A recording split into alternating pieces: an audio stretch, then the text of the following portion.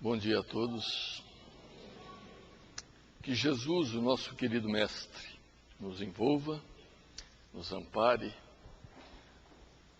e me ilumine através dos seus obreiros para que eu possa vos falar do seu Evangelho.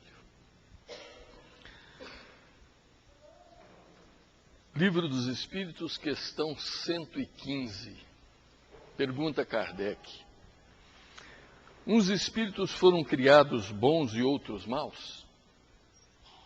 O Espírito da Verdade responde que Deus criou todos os espíritos simples e ignorantes. Vamos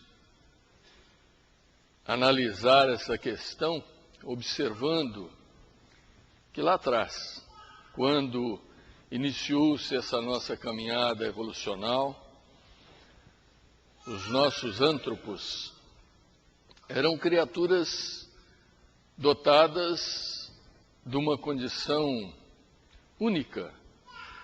Traziam os dois sexos numa só criatura.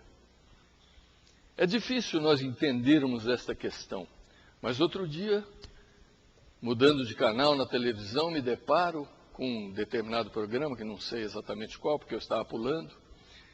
A ciência da antropogenia já estuda com especificidade esta questão evolucional do homem, assim como Moisés também, à sua época, há 3.600 anos, de forma alegórica, nos fala do momento em que o homem necessita de um sexo oposto, por assim dizer, e Deus cria através de Adão, cria a Eva, ou seja, separa os sexos. Inicia-se um momento interessante nessa nossa vida anterior. O homem, então, experimenta, através da simbologia da Eva, a árvore do conhecimento proibido, e simbolicamente se dá aí a manifestação do instrumento fundamentalmente importante à evolução das criaturas espiritualmente. O homem é dotado de inteligência, de consciência e, em consequência, de livre-arbítrio. Adão e Eva são expulsos do paraíso. Por que o paraíso? Porque o paraíso é aquele lugar onde as ações dos indivíduos não tinham consequência. Portanto, era o paraíso. Ele não respondia pelo que fazia. Como os animais irracionais também não respondem. Mas a partir do momento em que ele ganha a consciência, que ele ganha a inteligência, o livre-arbítrio é um instrumento também presente na sua vida, como regulador das suas ações e elemento educativo, para que ele possa conhecer os seus limites e obter, por consequência, as suas responsabilidades sobre os seus atos. Inicia-se aí, então, uma jornada de significativa importância nas nossas vidas. A inteligência é aquele instrumento que nos dá grandes possibilidades de resolvermos as questões que nos afetam de forma imediata. Nós vamos, através da inteligência, resolvendo os problemas que são concernentes às nossas necessidades físicas, particularmente, ao nosso conforto. E, caminhando em consequência a estas nossas soluções de inteligência, nós vamos construindo a nossa moralidade, nós vamos construindo a nossa consciência. Mas a inteligência tem um papel bastante significativo nas nossas vidas. A inteligência tem uma manifestação mais constante, mais abrangente. E como somos criaturas que, de formação egóica, ou seja, num determinado momento, tomamos consciência da nossa unidade. E neste momento em que tomamos consciência da nossa unidade, começamos a lutar pela preservação da nossa vida de forma diferenciada. Nós nos tornamos, por conseguinte, seres com características de egoidade ou de egoísmo profundo. Primeiro nós, depois os outros. Primeiro o meu conforto, depois o dos outros. Primeiro a minha sobrevivência, depois o dos outros. Primeiro as minhas conquistas, depois a dos demais. E nós vimos, através desse atavismo, caminhando evolutivamente. Hoje nós observamos a sociedade em que temos grandes confortos. Somos criaturas de grandes desenvolvimentos tecnológicos, de grandes desenvolvimentos nas ciências, de grandes desenvolvimentos na engenharia, mas caminhamos de forma bastante lenta na observação de uma questão e de outra, de um aspecto de outro, caminhamos ainda de forma bastante lenta no desenvolvimento da nossa consciência, por conseguinte, da nossa moralidade. Se nós observarmos a vida há 2000 anos e observarmos a vida hoje, nós vamos perceber que existe uma grande evolução, uma caminhada significativa em tudo o que hoje a vida nos proporciona materialmente. Mas ainda somos criaturas profundamente egoístas e profundamente vaidosas e profundamente orgulhosas. Somos criaturas seduzidas pelas coisas do mundo. O mundo nos seduz de forma profunda. Tudo o que o mundo nos oferece nos seduz, nos atrai, nos transforma em escravos destas seduções. O Berto Roden diz que o marketing, que é um elemento muito presente nas nossas vidas hoje, é a arte de nos convencer que o supérfluo é necessário. E nós todos somos permanentemente seduzidos por estas coisas. A inteligência, o intelecto que desenvolvemos, nos faz criaturas profundamente vaidosas das nossas possibilidades intelectivas, dos nossos status conquistados perante a sociedade onde vivemos. Vocês já observaram como somos vaidosos das nossas possibilidades intelectuais? Quando conquistamos um posto de destaque, um posto de chefia, um posto de supervisão, um posto de gerência, um posto politicamente de destaque, e nos sentimos, como diz o pessoal lá do litoral, o ó do Borogodó, né? Nós somos criaturas melhores do que as outras. E somos seduzidos também pelas coisas da sensoriedade, né? As coisas do paladar, as coisas da sensoriedade pelo tato, das coisas do sexo, das coisas do nosso visual. Somos seduzidos por tudo isto e nesta sedução vamos nos perdendo. E é interessante que antagonicamente todos nós nos dizemos cristãos. E se observarmos com precisão, com acuidade, com carinho, com severidade, com respeito, nós vamos perceber que a mensagem do Cristo é profundamente antagônica a tudo isto que nós cultivamos e que nós entendemos como sendo a vida. Porque o nosso olhar sobre as coisas da vida é um olhar pequeno. Nós somos pequenos quando observamos a vida. Nós precisamos compreender que para olharmos a vida espiritualmente e olharmos a manifestação da divindade, precisamos ser ousados, precisamos olhar grande, olhar de forma macro. Porque se olharmos pequeno, nós começaremos a observar a vida na finitude das nossas experiências pessoais, na personalidade de que nos revestimos, para que possamos viver esta existência, esta experiência, que nada mais é do que um pequeno momento que está se somando a outros tantos que deverão construir esta nossa modificação, este homem novo que deve nascer em cada um de nós. Precisamos perceber a grandeza de Deus, olhar Deus não nos limites da manifestação do orbe terrestre. Precisamos olhar Deus na sua manifestação cósmica, porque Deus é o Senhor da vida cósmica e não o Senhor deste sistema solar de quinta grandeza onde vivemos. Deus é muito mais do que a maioria de nós imagina.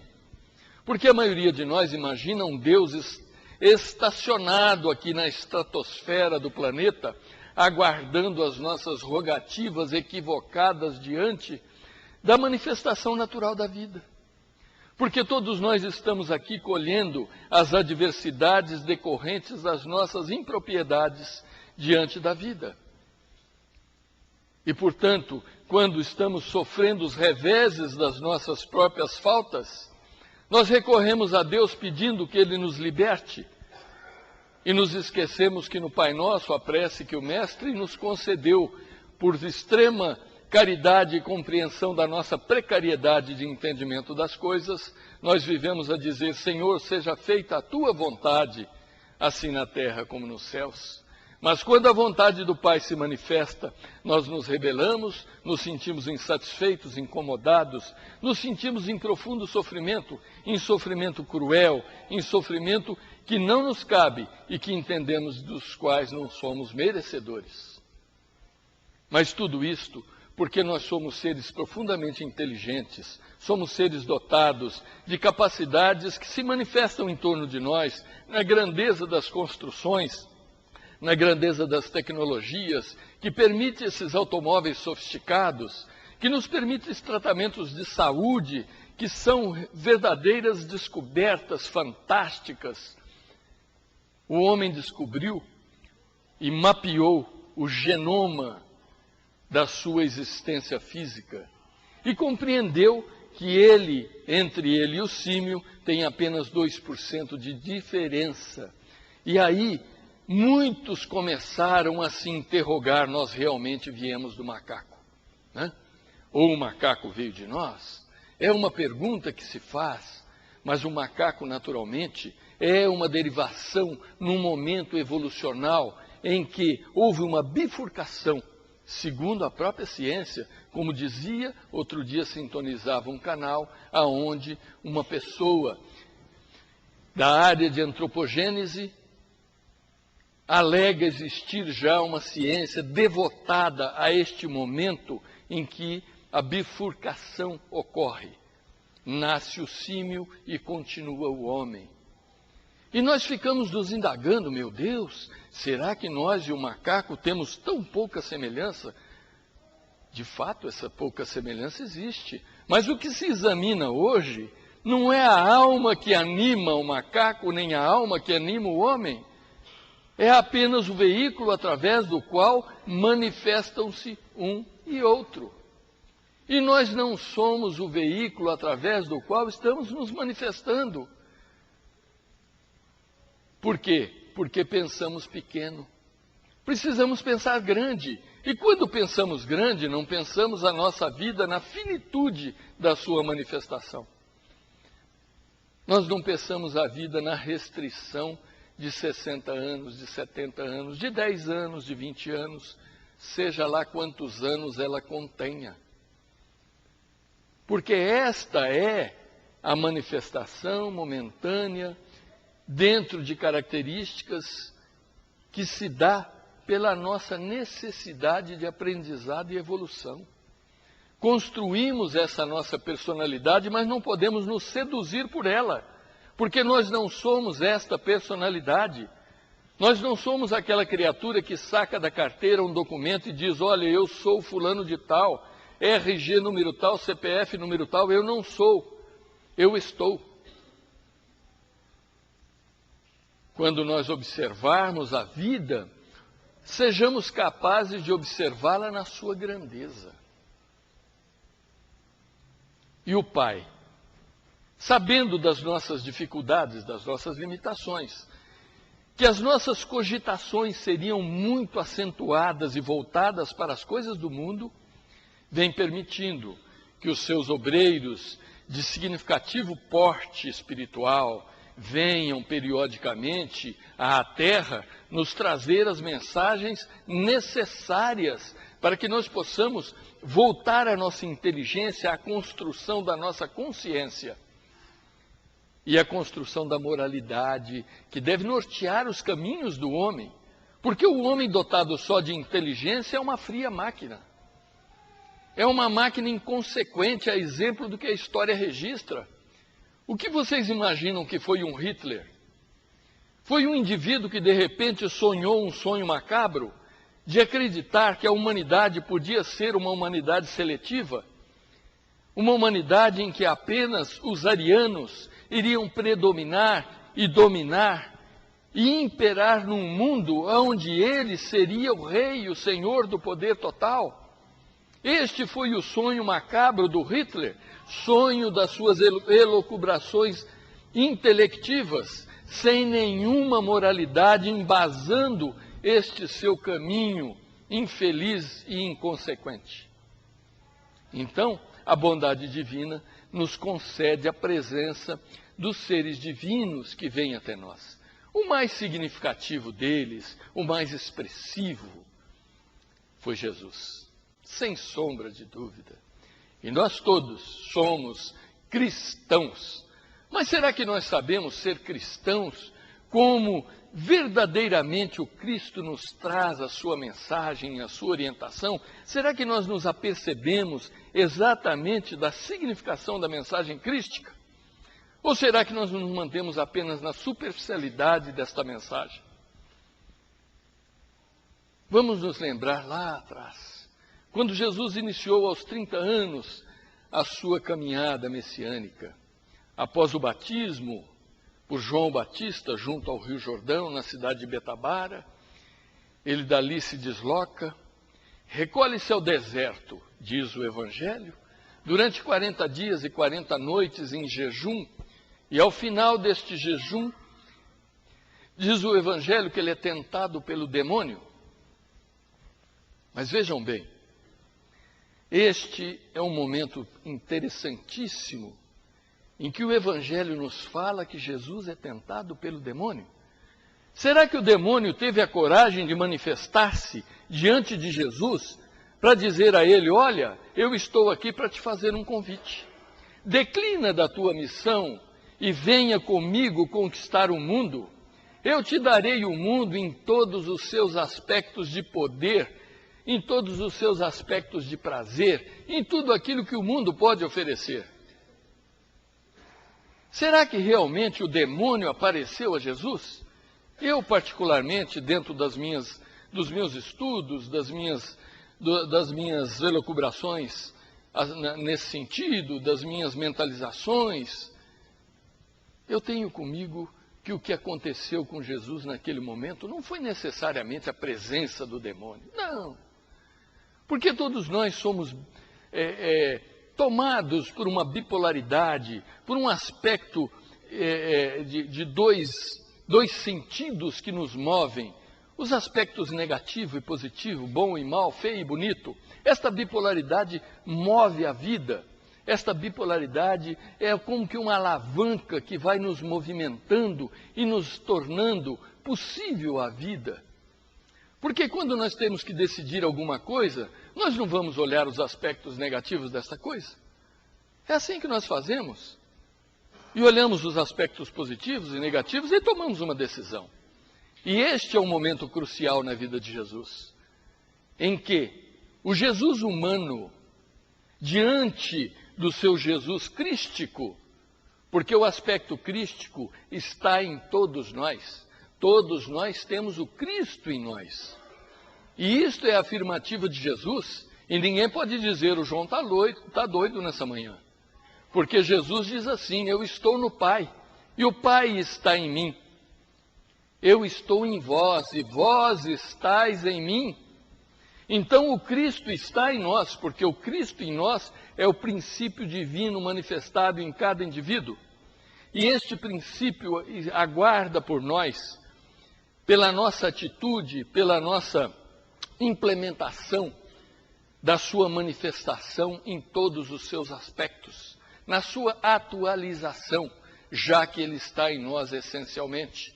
E quando Jesus se vê após os 40 dias e 40 noites de jejum, diante daquilo que o Evangelho chamou de demônio, na verdade ele defronta-se entre o Jesus humano e o Cristo que nele habita, entre o executar a tarefa messiânica para o qual nascera e para o qual existia nele a manifestação desta essência divina que é o Cristo em Jesus, ou se ele atendia os apelos humanos que o caracterizavam como o ser humano que ele era. E ele então declina de todos aqueles convites da sua humanidade para atender os apelos da sua cristandade. E ele então toma a sua missão e a abraça e a manifesta da forma como todos nós conhecemos. E em todos nós esta situação se manifesta permanentemente. E todo dia nós declinamos do convite crístico para aceitarmos o convite humano. É o que se dá com todos nós, permanentemente, cotidianamente, não é verdade? Nós somos seduzidos pelas coisas do mundo. Mas não tenhamos neste olhar sobre este aspecto, nesta observação destas coisas, não tenhamos aí uma tristeza profunda de dizer, puxa vida, e como é que fica a minha vida? As nossas vidas estarão sempre manifestando-se no sentido da nossa construção, porque a nossa vida não pode ser pensada pequena, como já disse. Nós temos que pensar grande. E quando pensamos grande, pensamos, hoje estou aprendendo uma pequena lição, na próxima encarnação vou aprender mais outra, e na outra mais outra, e à medida em que eu for reencarnando, eu estarei construindo a minha cristificação, eu estarei fazendo brilhar a minha luz, como convidou Jesus, brilhe a vossa luz. E para fazer brilhar esta luz, é preciso que eu volte os meus olhos para os ensinamentos do Cristo e faça o esforço permanente de fazer a prevalecência dos preceitos crísticos em todas as minhas atitudes. Porque o Cristo não reside aqui neste momento em que eu deixo o meu cotidiano para estar nesta casa ouvindo as coisas do Evangelho. E depois, na segunda-feira, quando a minha vida retoma, eu retomo aquela loucura que é a vida, sem nenhuma preocupação com os preceitos evangélicos. Eu vou à luta, porque se eu não vencer, eu serei vencido. Esta vida de profunda disputa, de profundos desafios que todos nós vivemos.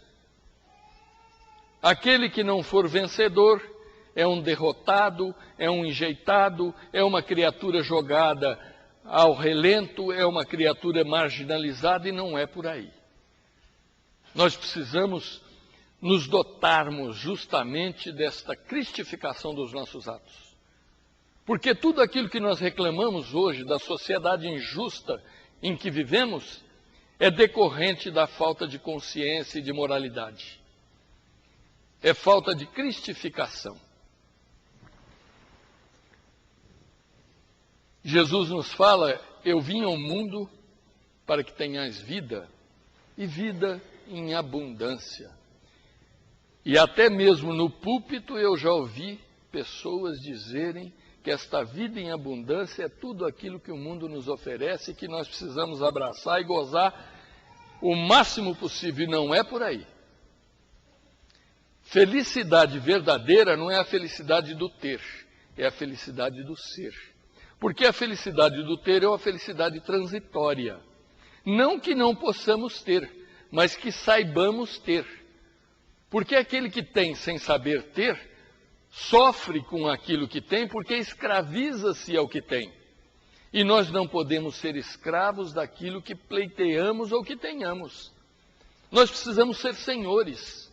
E aquele que é senhor daquilo que tem ou pretende ter, não sofre por ter ou por pretender ter. E este é o nosso grande mal, porque somos escravos das coisas que temos ou que pretendemos ter.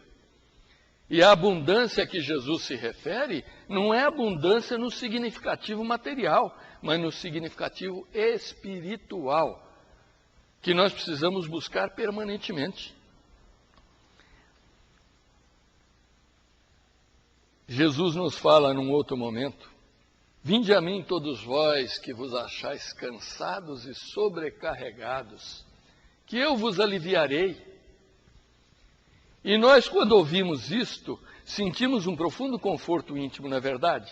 Eu, particularmente, quando leio isso, eu sinto assim uma coisa tão agradável, tão intimamente agradável, um conforto, né?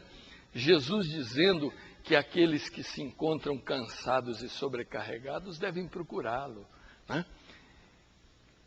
E a maioria de nós entende que basta dizer eu sou cristão e ir no templo aonde ele cultua a sua religião, uma vez por semana, que ele está repleto de todas as possibilidades de receber do Cristo esse alívio, né, que ele nos propõe. E não é isso que o Cristo nos disse.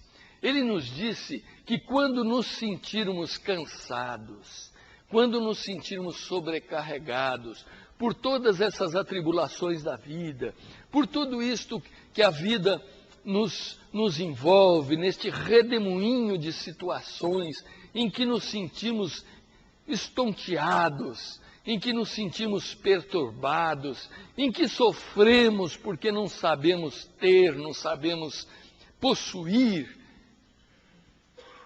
quando nos sentirmos completamente saturados de tanto sofrer as coisas do mundo, nós estaremos então preparados para ir a Jesus. Porque estaremos possuídos de uma vacuidade possível de ser preenchida pelos preceitos do Cristo.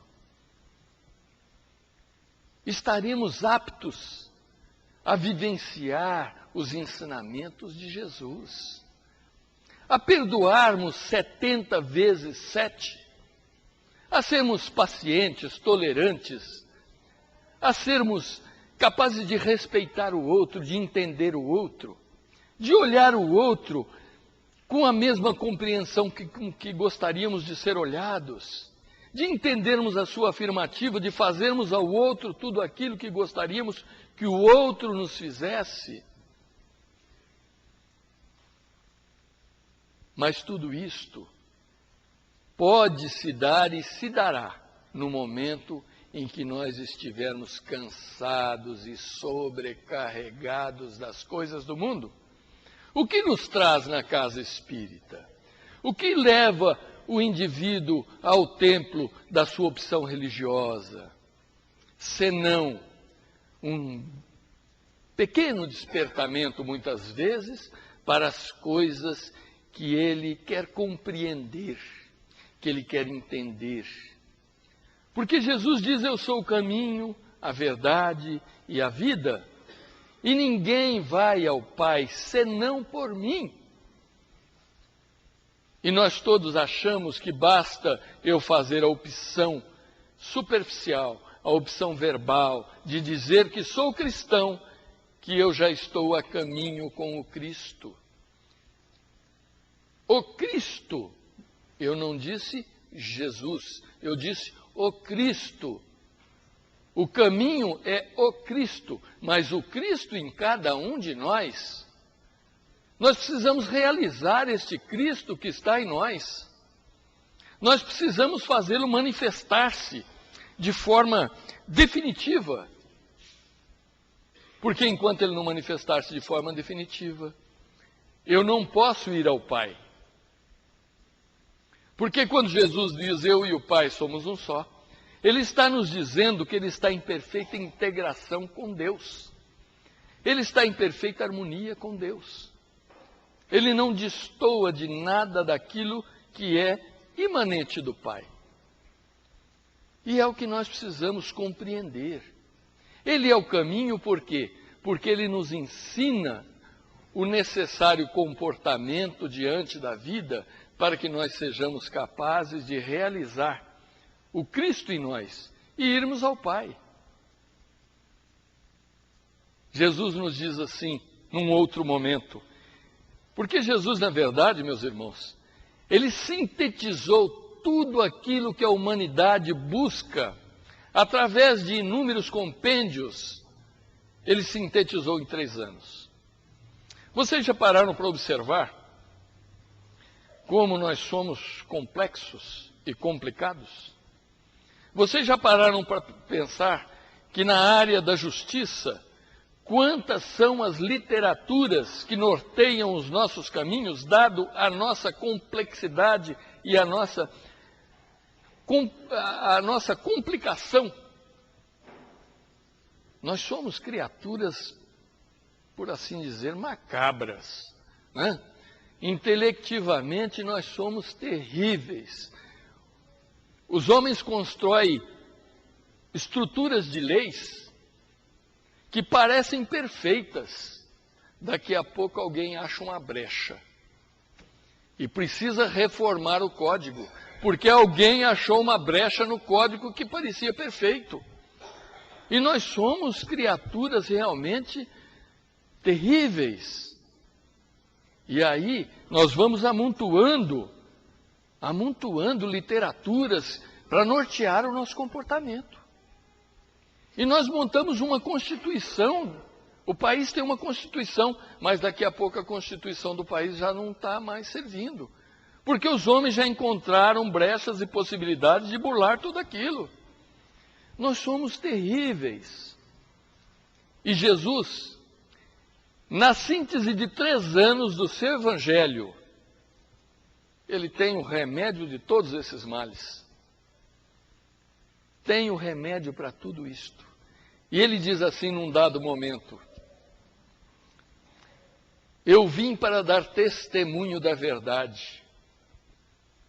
E aquele que é da verdade, ouve a minha voz.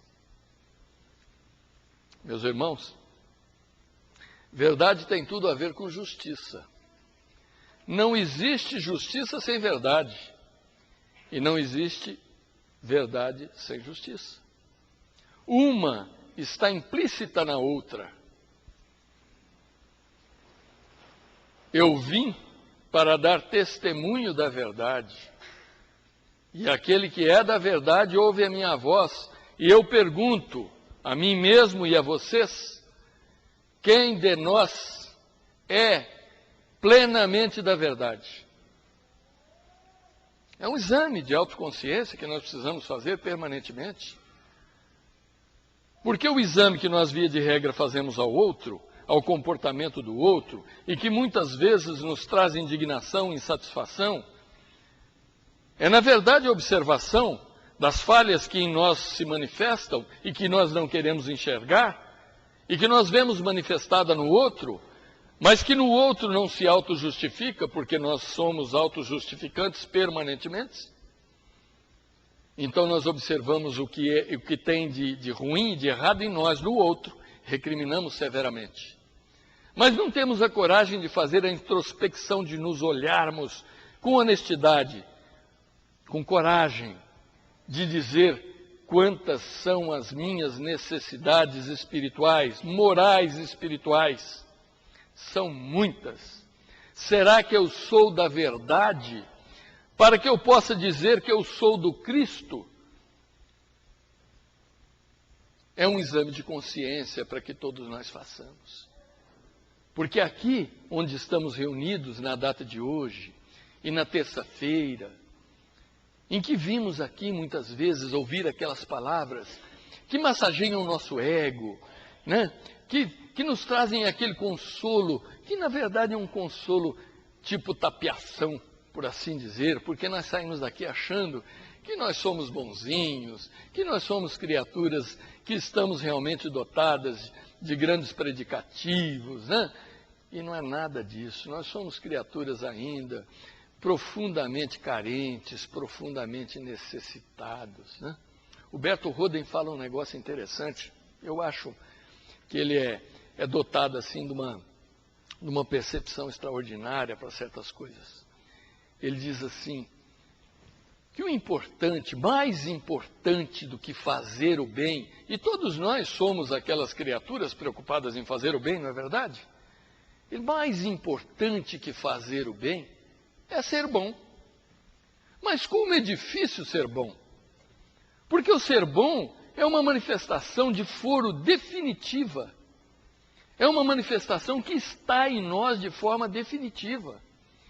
Porque fazer o bem, até o pior criminoso do mundo pode fazer. E faz. Ocasionalmente faz. Agora, ser bom é o convite que Jesus nos faz. Para que sejamos definitivamente bons.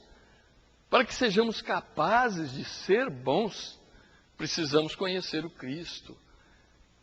Entender quando ele afirma, eu sou o caminho, a verdade e a vida, e ninguém vai ao Pai senão por mim. Por que ele é a vida? Porque nós, na nossa manifestação finita, nós não podemos dizer que isto é a vida, isto é uma parcela da vida. Mas não é a vida, porque a vida é muito mais, significativamente mais. E quando Jesus diz assim, não vos preocupeis em amealhar tesouros na terra, onde a traça come, a ferrugem rói e o ladrão rouba, mas vos preocupeis em amealhar tesouros nos céus. E aí nós ficamos pensando que precisamos nos comportar de tal forma que quando desencarnarmos lá no céu, nós tenhamos um tesouro, e não é por aí. Porque Jesus, num outro momento, disse também, o reino de Deus está dentro de vós. Uai, se o reino de Deus está dentro de mim, aonde é que eu tenho que amealhar esse tesouro? É aqui dentro. Não é um tesouro que eu vou dizer quando desencarnar, olha, São Pedro, porque todo mundo tem uma ideia de que São Pedro é o porteiro do céu, né? Então, ó, São Pedro, está vendo aqui, ó? Eu tenho aqui na minha conduta uma pequena riqueza, portanto, considere-a para que eu possa gozar um pouco aqui no céu. Nada disso. O céu e o inferno estão dentro do indivíduo humano. Não adianta o sujeito acreditar neste céu hipotético. Aquele que acredita no céu hipotético é um indivíduo que ainda está numa infância espiritual da mais primária. E é isto que nós precisamos começar a olhar. É a coragem de nos vermos, de nos enxergarmos. É a coragem de nos apercebermos de que a mensagem do Cristo precisa ser compreendida, precisa ser assimilada, para que nós possamos ter vida, e vida em abundância. Porque fora desse preceito, não existe vida em abundância. Existe sofrimento. Porque todo ter pressupõe sofrimento. E eu quero ter a coragem de perguntar se alguém aqui conhece alguém que muito tem e não sofre. Todos sofrem. Uns sofrem por questões que outros não sofrem e vice-versa. Mas todos nós sofremos. E não estamos aqui fazendo apologia do sofrimento, mas daquilo que decorre do sofrer. Porque o que decorre do sofrer é o que nos educa, é o que nos se manifesta em nós como algo conquistado de forma definitiva. O sábio não é aquele sujeito que tem uma inteligência privilegiada. Não. É aquele que tem a vivência do saber. é aquele que sabe conduzir-se com equilíbrio, com harmonia, com serenidade. Não é necessariamente um indivíduo de inteligência brilhante, porque muitos são aqueles que têm aquela inteligência brilhante e nada de bom fizeram a benefício da humanidade. Von Braun teve uma inteligência magnífica e descobriu a bomba atômica. Grande descoberta, grande contribuição à humanidade. Francisco de Assis não é tido nem citado como uma inteligência brilhante, mas legou à humanidade uma fortuna espiritual que até hoje agasalha, ampara, seduz, conduz, orienta a humanidade, assim como Cristo, mestre de todos nós. Portanto, meus irmãos, que tenhamos a coragem, que tenhamos a determinação de seguirmos Jesus. Que sejamos capazes de ver em Jesus o caminho, de conhecermos as suas verdades e de compreendermos a vida como ela verdadeiramente se manifesta. Que a bondade de Jesus esteja sempre presente entre nós, compreendendo a nossa pequenez e nos estimulando sempre para que busquemos os seus preceitos. Muita paz a todos.